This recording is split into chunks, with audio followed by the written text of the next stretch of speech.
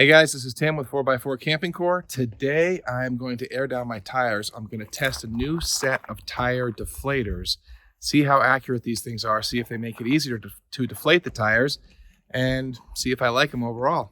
So this is what I have here today. I have two different types of tire deflators, automatic tire deflators. This is the type that I've been using for the last few years. As you see, they're the standard automatic tire deflators. The problem with this is, though, is that you have to guess where this ring is supposed to go. And what I've been noticing is that every time I use them, one tire comes out at 15 PSI, one tire comes out at 20, one's at 22, and one's at 18. It's not consistent. So I bought these. These are called JT Brooks.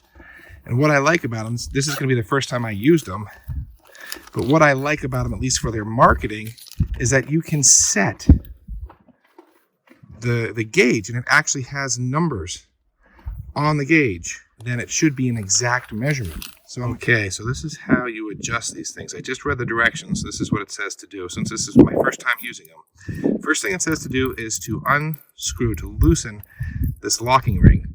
Now, I have found through a little bit of trial and error as I was just fiddling around with these, the easiest way to do it is to just take the locking ring off completely. Then it allows you to hold on to this. The next thing you do is you screw the body. And you want the numbers, see the numbers shown there on the dial, you want the number, the desired PSI to be right at the top of the body. So I want this to be at 20 PSI. So right there I have it set. See the line just above the top of the body for 20 PSI. And then you screw the locking ring back on. It's nice and tight. There we go. This one's set at 20 PSI. Repeat for the next. Okay, now I have all four set at 20 PSI. Next thing I'm going to do is put them on the tires, let them automatically deflate the tires, and then I'm going to check it with the gauge and see how accurate it is. Okay, so now I'm going to hook up the deflator on the first tire, take off the cap, and then just screw the tire deflator right on the stem. Oh, it's nice, it has these things. Now watch this. See, now nothing's happening. Tap this. There it goes. See how accurate it is. Okay, so now I have them auto deflating. There's the first one. There's the second one. You can hear it. There's the third one. And there's the fourth one. So the first tire is done. Actually, all four tires, they've stopped hissing. The air has stopped coming out. So now I'm going to check it with the gauge so you can hear. And even if I flick it,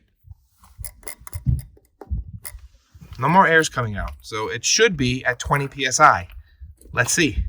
Okay, here's the test. So it's really, according to this, it's about 17 PSI. Okay, let's see if the other ones are the same.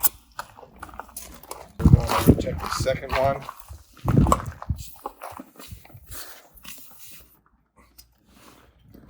Okay, check the gauge. Well, it's 2. Is it about 17? It's not at about 17 PSI. It's at 17 PSI. Okay, next one. This is tire number 3. Look at that, 17 PSI. So they are, so far, very consistent. Last tire, 17 PSI.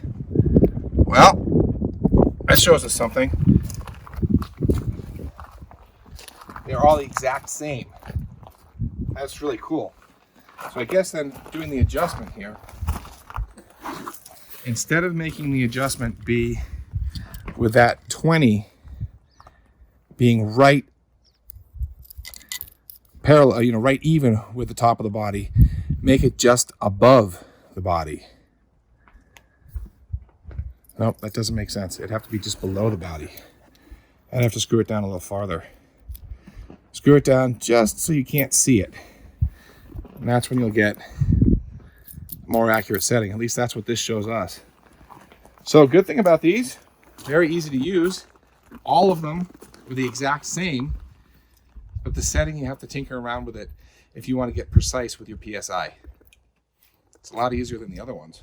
So as I said with the other ones, this tire would be at 22, this tire would be at 18, that one would be at 15, and that one would be at 26. You know, they'd be all over the place. At least these were all consistent.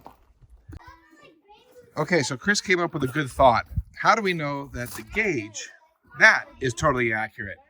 So we're going to test it versus a digital gauge for 17 psi. And it's 17 again. Okay. Now, digital set to psi. 16.7 psi. All right. So roughly the same. So here's another way to cross-reference the tire pressure is the TPS system on the Jeep, and it's showing 17, 17, 17, and 19. So as we know, we just checked them all with the gauge, and the gauge all said they were the same. Then we cross-referenced it with the second gauge, the digital one, and that confirmed that it was the same. And now we're looking at the TPS, and the TPS says the driver's side front is 19 psi. So we know the TPS system isn't that accurate. We found the weak link. Thanks, guys. That concludes our test of the JT Brooks Automatic Tire Deflators. I'm Tim with 4x4 Camping Core. Thanks for watching this video. Please come back for more. Don't make fun of me because of my disconnect. I just have to push a button. Yeah, until the button doesn't.